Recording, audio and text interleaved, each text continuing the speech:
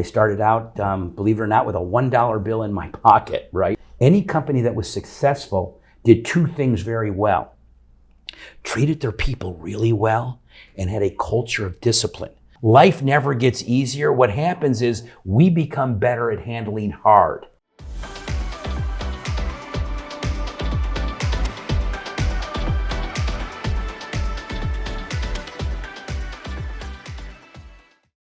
I'm Lucy Edwards, Director of Strategic Engagement at Matterport and BHT Studios. Today, I have two special guests, two CEOs, and we will start with you, Gino Blefari. You are the chairman of Berkshire Hathaway HomeServices and the CEO of the parent company, HomeServices of America. And I would like to introduce our own CEO of Matterport, RJ Pittman. So here we are, and would love to start with success stories. Let's start with you, Gino. Just a few words. You've been an entrepreneur all your life. You started early, you've been in real estate, you started so many businesses. Please share with us the success that you brought all the way up to HomeServices of America. Okay, well, maybe I'll just kind of give you that little journey there. And just like so many of the real estate professionals, I started out as a realtor.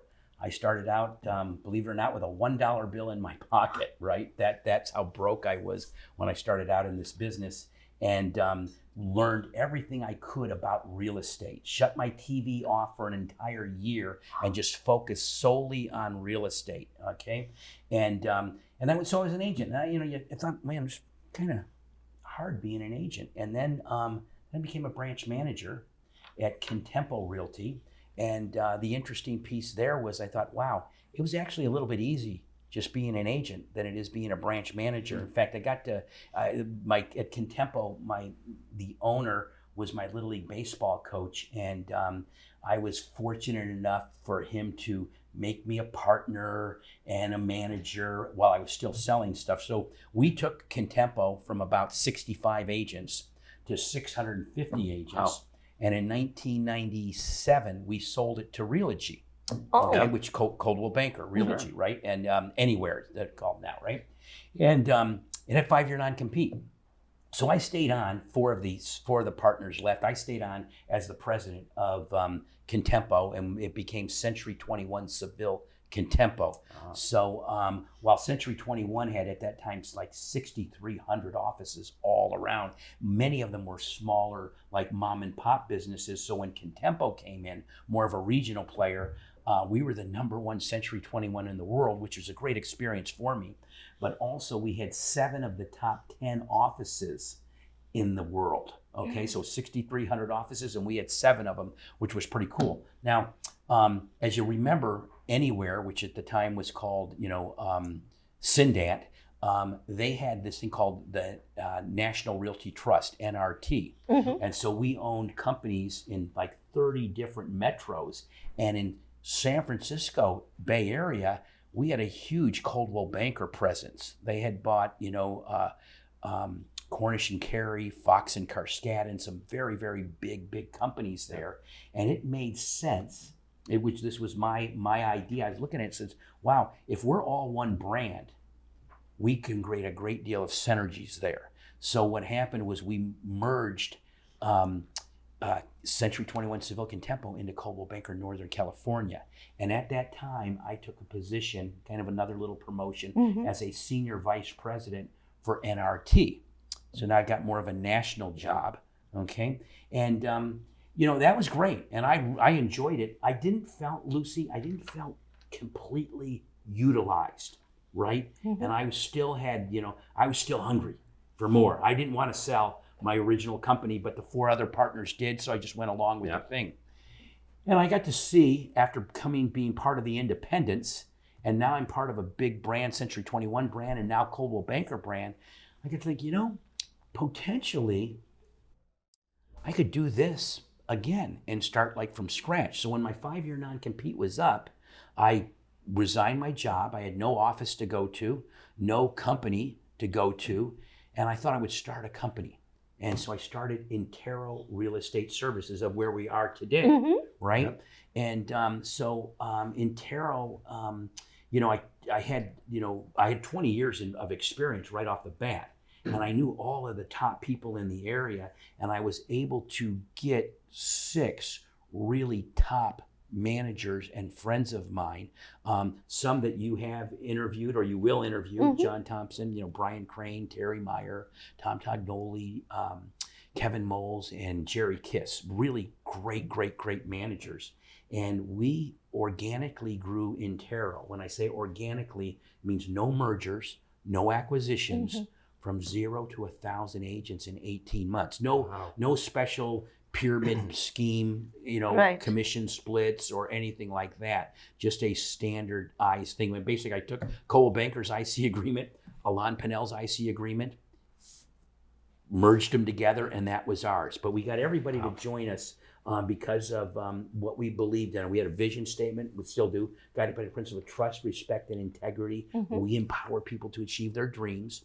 And then we had 15 values in what we call the Intero Value Pyramid. I took a page out of John Wooden's book, right? And created, he had the Pyramid of Success. Well, I called it the Intero Value Pyramid. Now, we had our own values in it that were Intero's, but the premise was the same.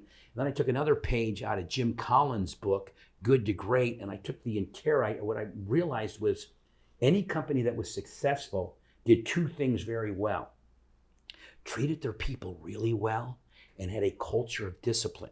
So I took the Intero Value Pyramid and I wrapped it in a culture of discipline.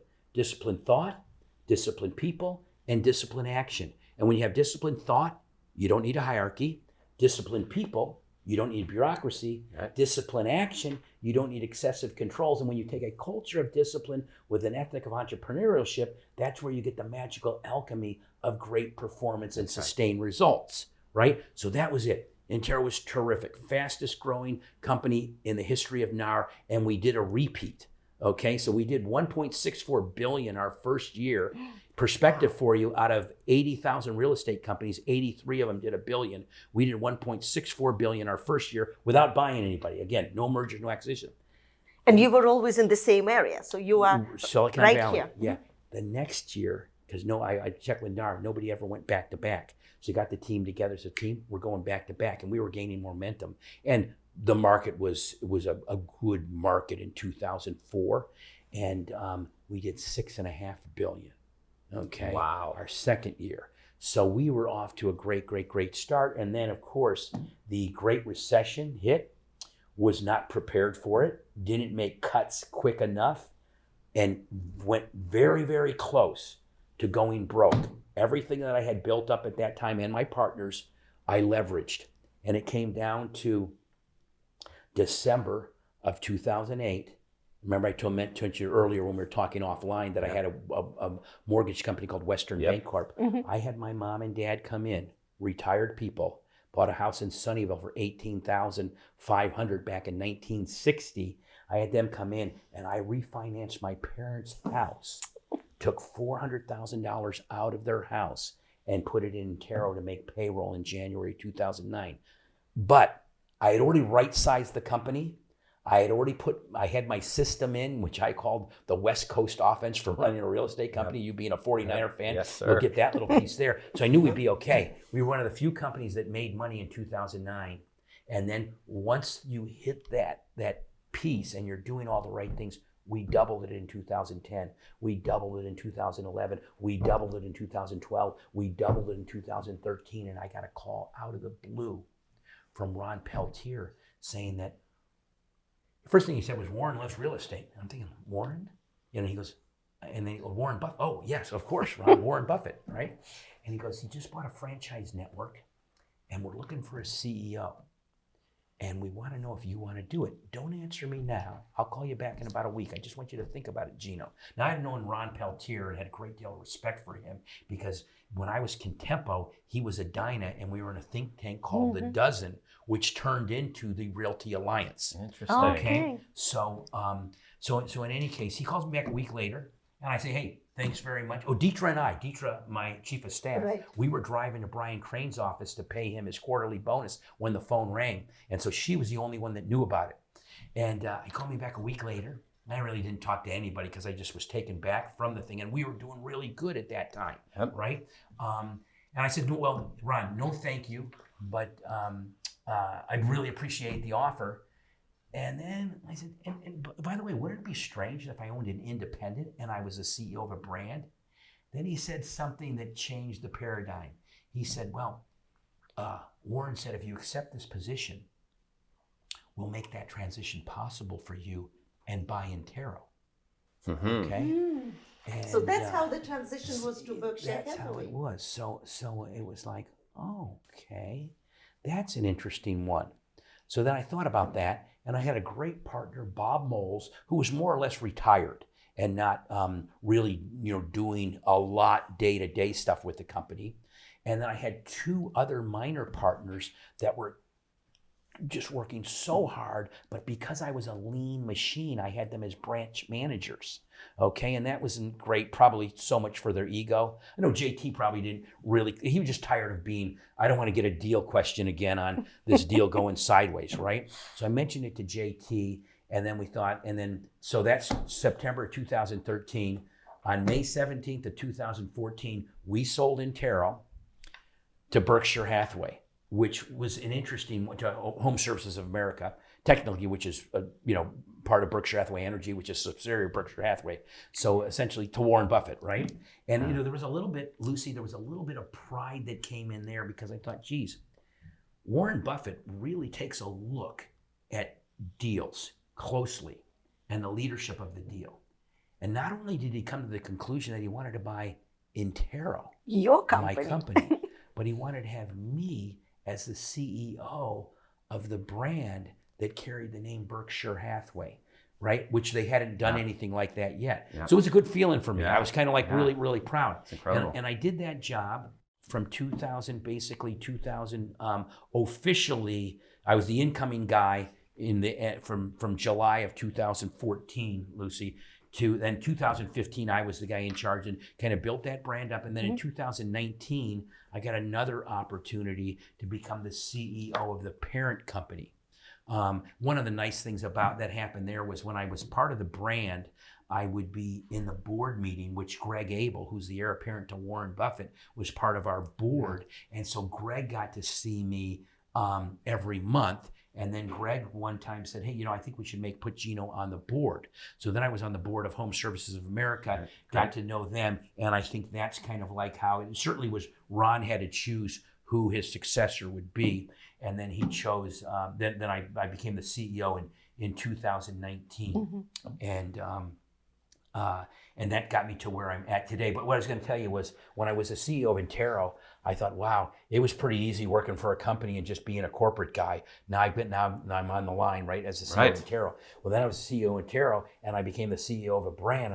Man, it's pretty easy being the CEO of Intero, right? Then I'm the CEO of a brand. I become the CEO of the parent company. I go, wow, it was pretty easy just being the CEO of brand. So what I always talk about is it never gets easy. Life never gets easier. What happens is we become better at handling hard.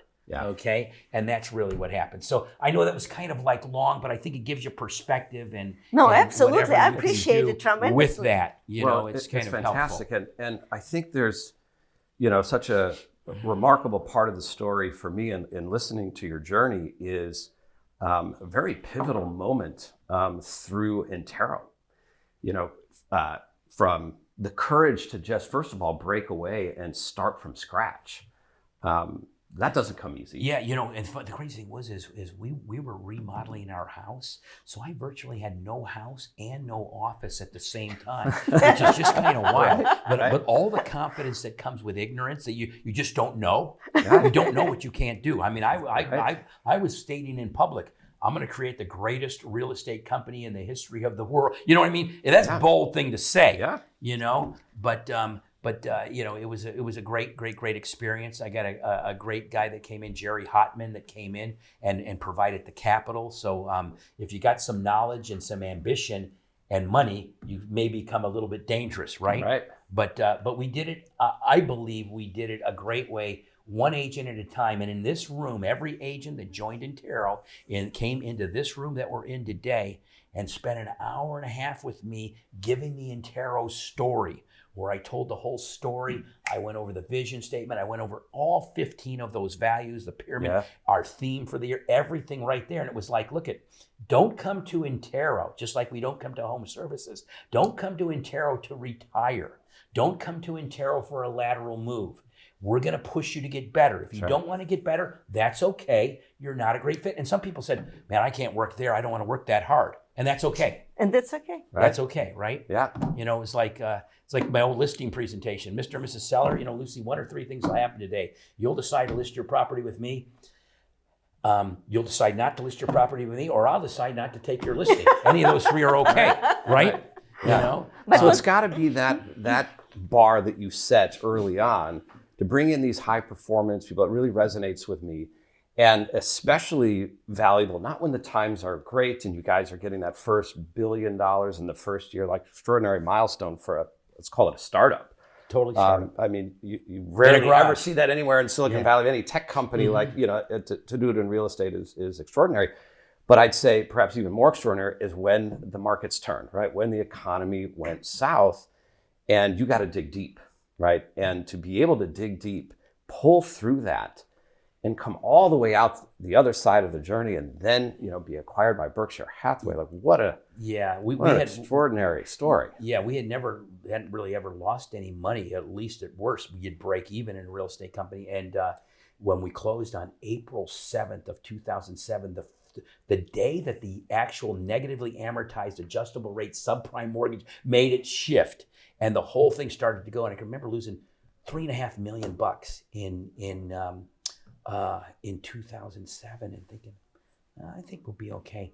And then losing $4.5 million in 2008 and being down to the end. In fact, I believe there's a guy, Bob Gianfrido, who was my local banker, okay, that saved us, because I was every week at the principal's office, I called it, talking to the bank, because while we never missed a payment, we were definitely out of covenants.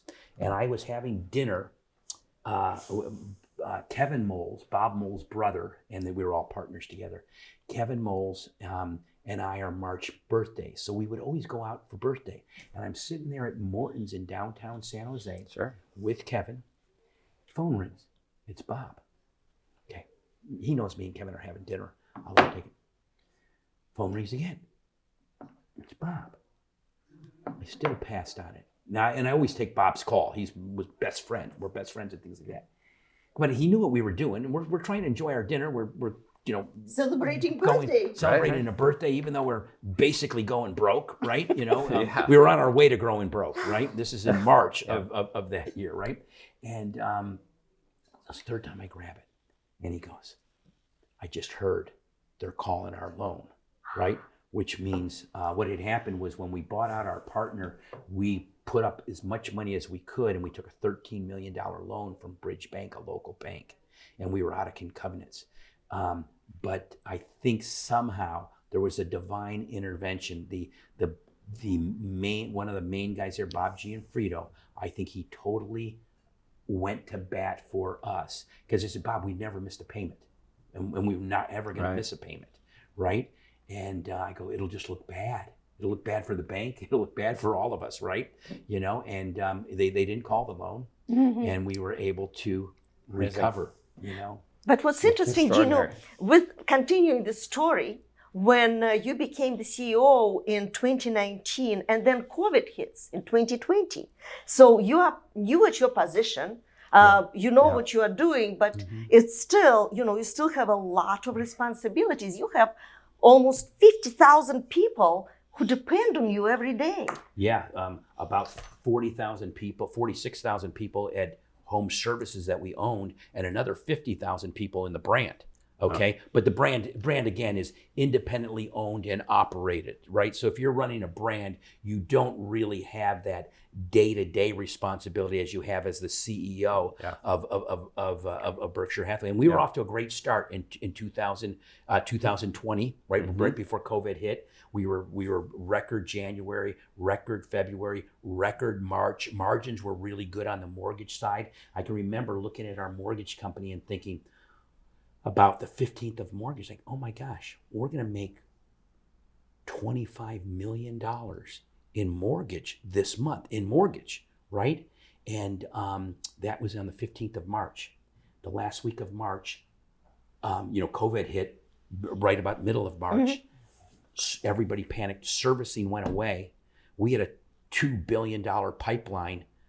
We went from making 25 million to breaking even, to nothing. Right, because of the servicing piece going away on the mortgage side. But there were some things that I did to make us actually even before, as soon as I came in 2019, there were 6 regional presidents. And, I knew that I needed to grab hold of the whole thing. So I eliminated 6 regional presidents. So you can control everything consistently according to your plan. Yeah, because every region had its own little philosophy, its own little thing, and so that was good. And then COVID hit, and was a great opportunity for me to get everybody, I was going to put everybody into my system now. Okay, and it's going to be hard at first because you're dealing with CEOs, great operators, great big egos and things like that. But I got to sell them on. This is the system that we're going to go. My system has basically 4 disciplines to it: focus, leverage, engagement, and accountability. And the accountability piece is that Monday call. So still to this day, Monday is my favorite day. Starting at 6:15 a.m., I talk to every franchise salesperson. Then I talk to every executive at the franchise brand. Then I talk to every executive at the HomeServices team. Then I have 5 calls in a row with approximately 10 to 12 people on, where I touch every CEO and every president on that call. So I'm mentally bankrupt by about 2:30. But I've seen all my friends. I've seen everybody. It's a learning. It's a idea exchange, even though it may seem a little bit monotonous. Or I've been in touch with my accountability partner 5 out of the last 5 days. My wildly important goal for this last week was this, and it either was or it wasn't completed. My goal for this week is this. The lead measures to do that. The one thing I'm doing to increase per person productivity. The one thing I'm doing to increase capture rate. In fact, your great product could be the one thing that we could do to increase per person productivity. That could be an initiative at some point, right? And Martha, when I met with Martha yesterday, Martha Moisha, she was talking about Monday. We're all waiting for Monday. Monday is the best day. I can't wait to get on the call with Gino and with my colleagues, because we all learn from each other and we keep each other accountable.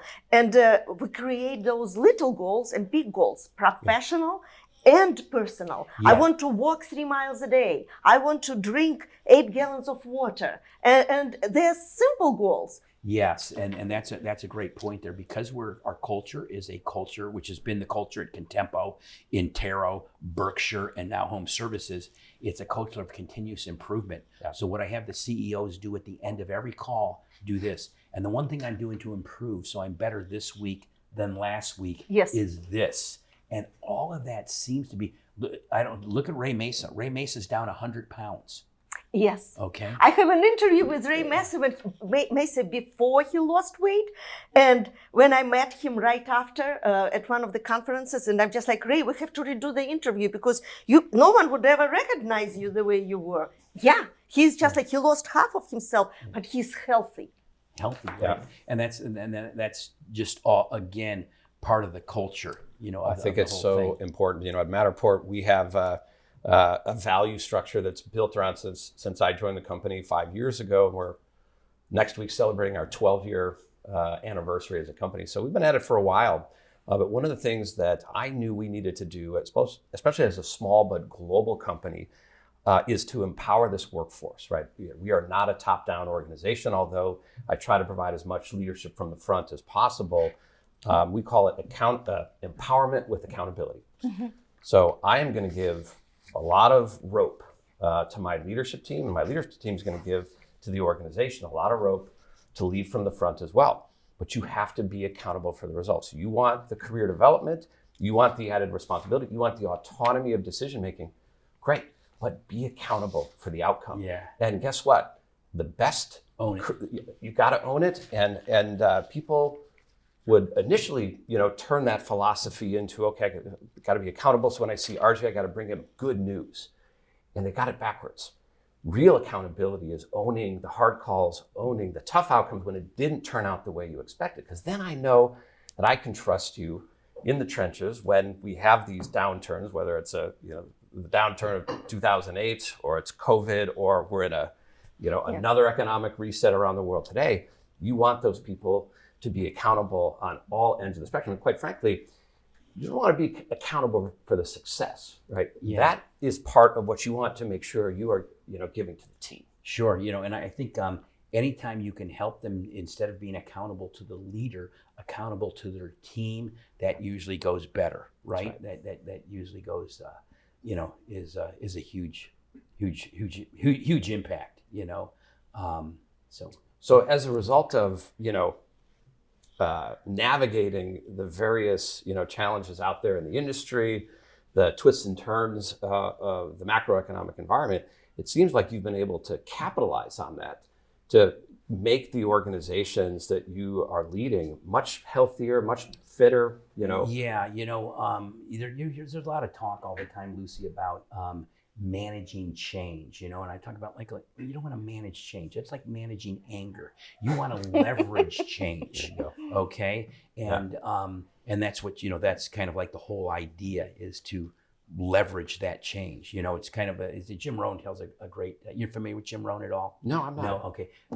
He's, I think, I don't know if you call him a philosopher or a trainer, but he always talked about we're all a little sailboat, and it's not the wind that blows on us. It's the set of the sail that determines where you go. That's right. Because we all have the winds of disaster, the great winds, the economic winds, all these different winds, but it's all about the set of the sail, right? And that's I think, a great way to kind of like look at it. And just like we even talked earlier, it's like the easy bus never comes. You see them waiting at the easy bus stop, right? But the easy bus never comes. What happens is we become better at handling hard, right? And I think that's another great leadership lesson.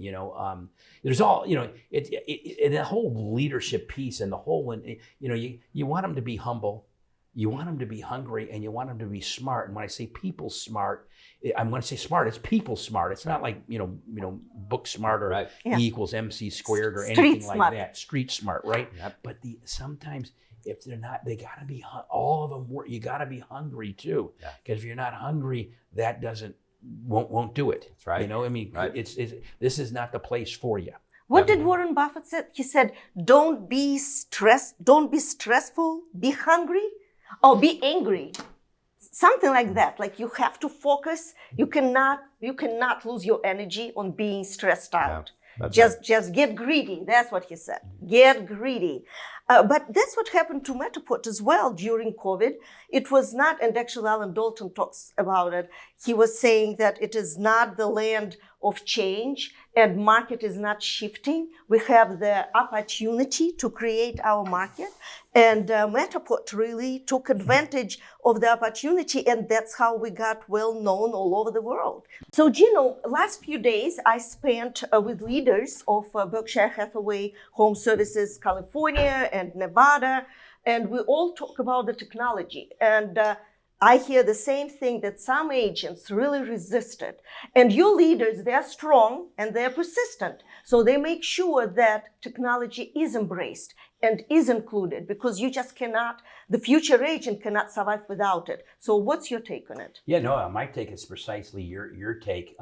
It is, the train's coming down the track. The technology train's coming down the track, for an analogy for you, right? You can either get on the train or you're on the track. But you know what happens when you're on the track and the train comes down? You get run over, right? Yep. So, and so certainly we're going to, I mean, look, maybe if you got 2 years left in your career, you're not going to try to learn everything all brand new again, but it certainly is important. And I know the agents that embrace the technology, okay, are going to be the ones that are going to succeed over time, and the ones that don't are going to slowly but surely, you get out of the business. Yeah. They won't be able to compete.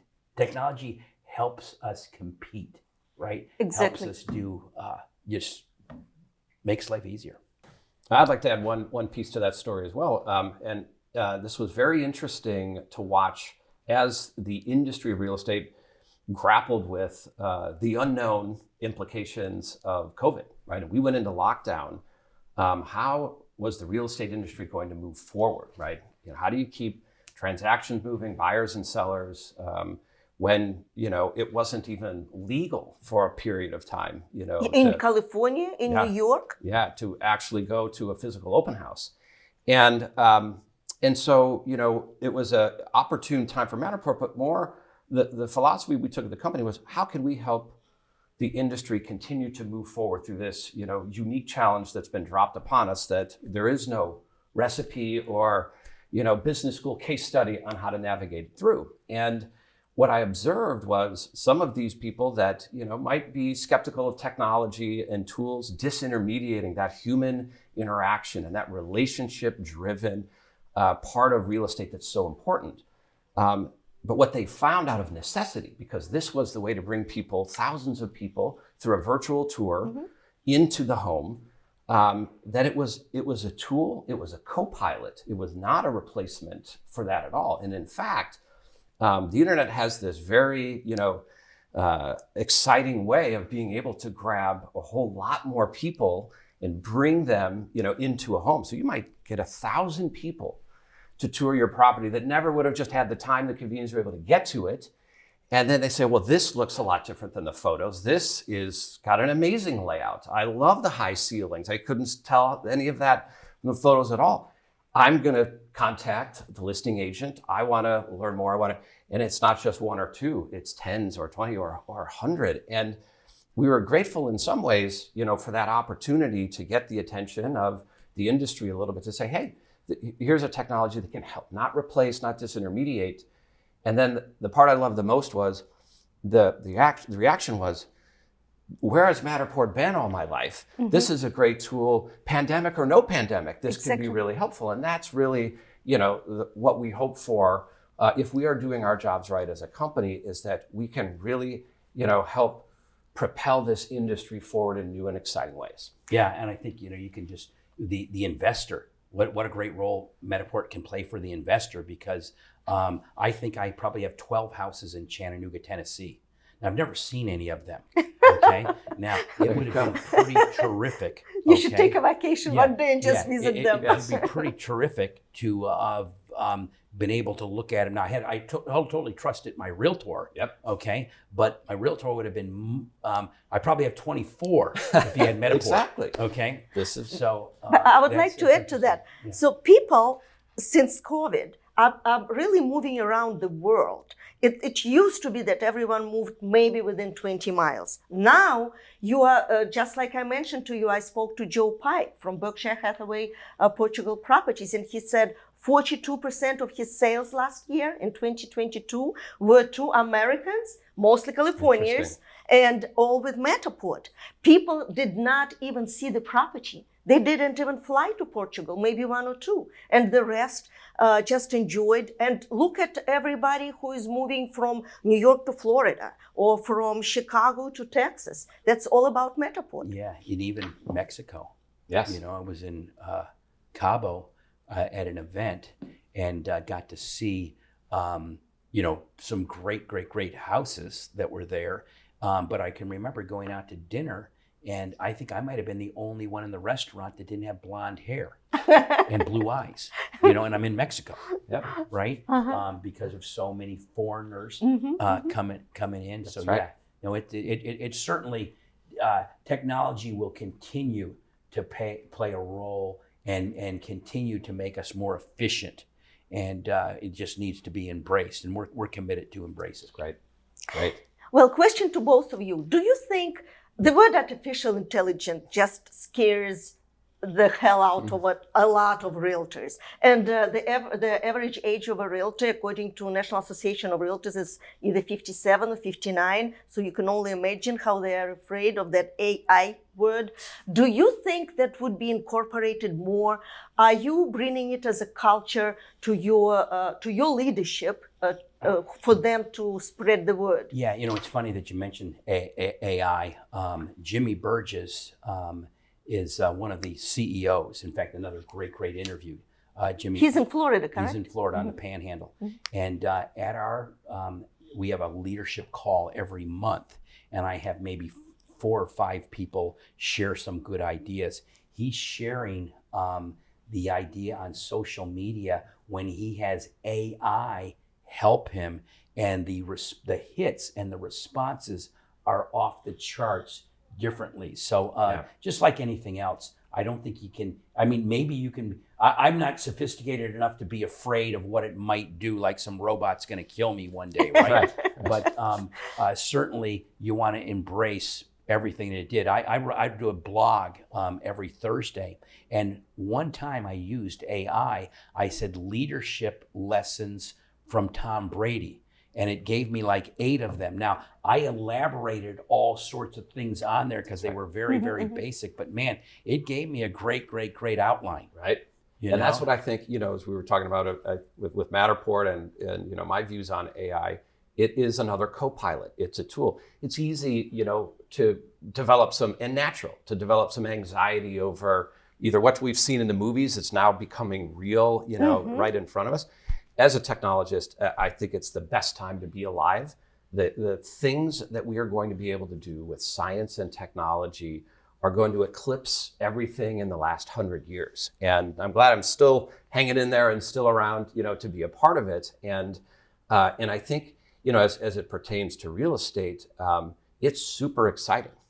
It's going to unlock, again, all kinds of possibilities, but they're going to be the kinds that empower the industry, not replace it at all. Exactly. Like, we will still be around. Go out there and find that house for you when you put in, you know, exactly what you want. You know, I personally use it for, I use it for that one blog on Tom Brady, but then I wanted to, I'm a huge fan of Neil deGrasse Tyson. Yeah. Okay. Yes. And and when he talks about the cosmic calendar, okay. So I told AI, you know, take me through with Neil deGrasse Tyson, the cosmic calendar. And so they did January, February, March, April, May, June, July, August, right? You know, and I guess, you know, we appeared December 31st, right? You know, at 11:58, you know, you got humans finally, right? But, and I says, okay, now go a little deeper.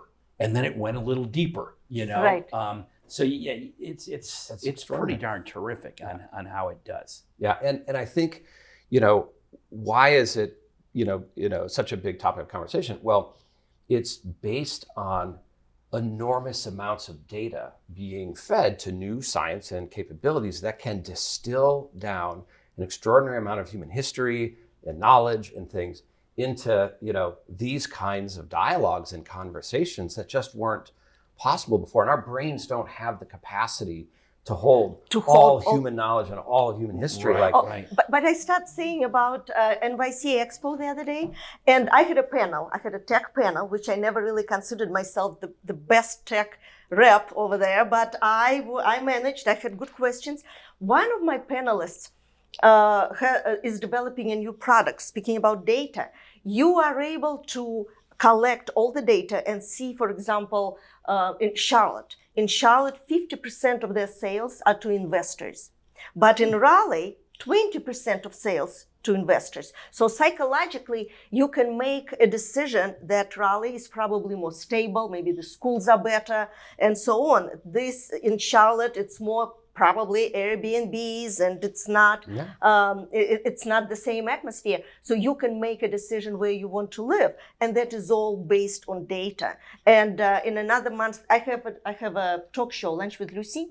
He will be my guest in August because by that time they'll have more data. They can even take New York City and divide New York City by how many condos, and it's 5 minutes old information. That's how current the data is. Yeah, it's that's very, great. very That's incredible. great, yeah. Oh, by the way, speaking of lunch with Lucy, Martha is going to be my guest, and we are going to talk.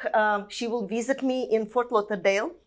We're having it in my with real lunch in my living room, and we will talk about giving back and the charities and women's health. So I'm just throwing in a little commercial here.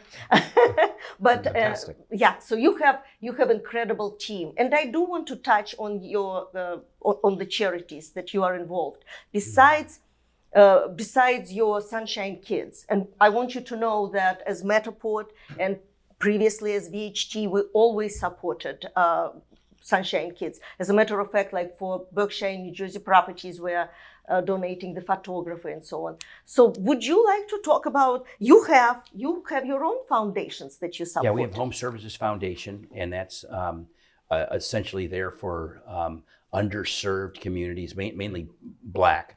And I don't know if you've ever, either one of you read the book, The Color of Law, but that's a great, great book. Yes. You've read it, yeah. But in any case, and then now when you say the Sunshine Kids, that's the for the brand, for Berkshire Hathaway HomeServices, the brand. But for example, I'm here at Intero today. They have the Intero Foundation that will help children in need. When you get down to Martha, even though she's part of Berkshire Hathaway HomeServices, and she does the Sunshine Kids, they do a whole bunch of other, so there's a lot of local stuff that gets done with all of our 57 brands that we have, okay, all around. So and Fox and Roach, they have their own. I think all of your offices, they probably participate somehow in Sunshine Kids, but they have local interests as well, which is very important. Yeah, many of the brand still, participate in it, even though they have their own. Fantastic. And at Matterport, we also have our charities. That's right. Matterport Cares is our big initiative inside the company. It's global in reach as well, and we actually like to partner with our partners, out there and join forces, especially where, again, we can bring sort of real estate and technology together and give back to the community. A lot of opportunity. Gino, that was fantastic, and you always give great advice to your leadership. One of your advices is to be consistent. You had a really great video I watched the other day where someone asked you, what should agent do today? And you had a fabulous answer. Would you mind? Sure. Okay. I think the question was, what's working for your agents today? Okay. Right? Yeah. And my answer was, well, how about when they work? That's what actually works. You've got to work. Yeah. Some agents are really big in social media. The number one agent at all of HomeServices, Andy C., who's right out of Intero, he's never on social media, right? Because he just isn't, right? Now, some other people are pulling a ton of there. Some agents buy leads, okay? Some agents, hey, I'm going to buy lunch instead of leads, right? It's all sorts of different things. One time I had made a list, Lucy, of like 27 ways to do real estate. Probably no wrong way, but you got to work, okay? If you don't work, it doesn't matter. I always kid Alan Dalton, doesn't matter if you call it a client base or a database or whatever, if you don't work it. Right. Yeah. He's very particular about that. Yeah. And Gino, what would you wish to someone who is in a leadership position, or maybe they just got promoted, or maybe they have their own business and the business is growing so fast and they can't even think what's going to happen tomorrow? What would you, and you've been in that position when your business grew so quickly. Yeah. You just need to stay grounded. You need to have a routine. You're going to have to be incredibly disciplined. I sometimes talk about my meds: meditation, exercise, diet, and sleep. Keystone habits that create small wins, right? You have to almost have a routine and a system. That's what got, if you talk to Ray, Mesa. That's what got him to lose all that weight. I talked to him about having that morning routine and having an evening routine and these different things that you do. So that is, you still have to constantly be putting positive stuff into your head and understand that you're going to get knocked down and you just got to get back up, right?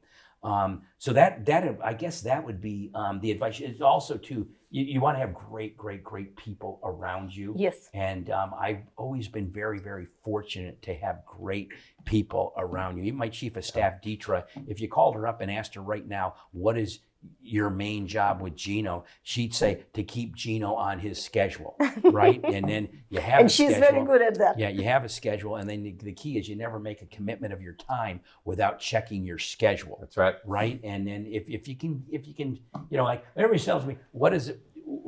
What makes an agent successful? And where Alan might talk about, you need what to say and how to name it and how to call it. I would say, hey, their ability to follow their schedule. All right, that's what's going to make people, successful at what they do. What about you, RJ? You are in a slightly different industry. You are more technology. When you talk real estate, to me, it's all very personal. It's hugs, it's handshakes, it's visiting. With technology, it's a bit like you are with yourself. And what would you recommend for someone who has just a starter or who is in the business already? Well, and I've collected this perspective from my journey as an entrepreneur and starting many companies of my own, working for Google and Apple. And there's one common truth across all of these things in technology. And technology, there's a lot of hard things about technology, and especially if we think about technology and its intersection with humanity. But one common truth across all of this that we always have to remember and keep in mind is be the customer. No matter how scientific and innovative and complex an innovation may be at Matterport, a new feature, piece of functionality, you start with the customer, the end user first. They're at the center of the room. They're at the center of everything we do. And it's as a leader, it should be at the center of everything you do. That is what's going to guide you, to your best successes. You can't just invent this stuff in a vacuum, somewhere, in a dark room, and it's a pretty marvelous invention, and then just expect the world to embrace it and the industries to transform. Never going to happen.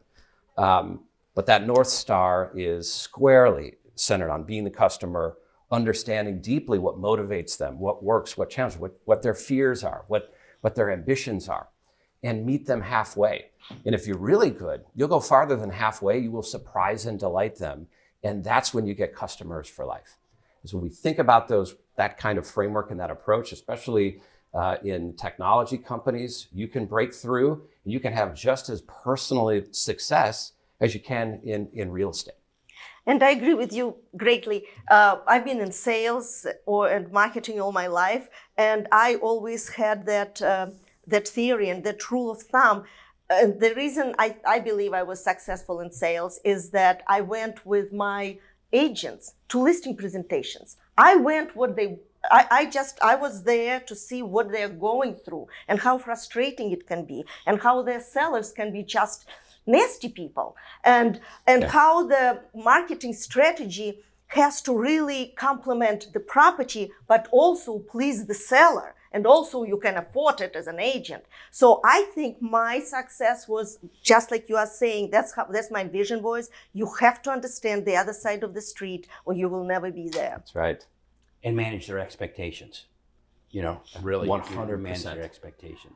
So much in real estate, advertising and technology is always directed at the buyer. But if you think about it, the seller is really the customer that we want. And Matterport does that so well because it impresses the seller on how we can show your property globally and very easily. That's right. So much is all about look, don't give me an advertisement on getting a buyer. You usually have buyers coming out your ears, right? If you control the listings, that's it. And that's what your product does. That's right. Which is great. And you save time for your seller. They don't have to clean the house for the showing. So that's important. That's right. And the house is open 24 hours a day, 7 days a week, and you can put 1 million people through the house at no extra cost. There you go.